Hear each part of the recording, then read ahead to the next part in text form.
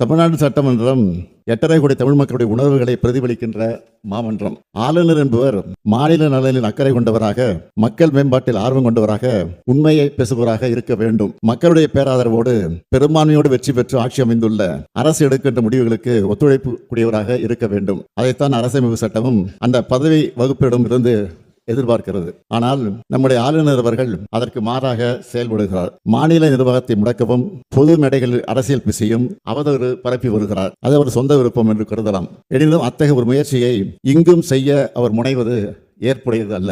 ஆண்டுதோறும் அரசின் சார்பில் உரை தயாரித்து அனுப்புவதும் அதனை முறையாக வாசிக்காமல் ஆளுநர் முரண்டு பிடிப்பதும் தொடர்ந்து வருவது நல்லது அல்ல.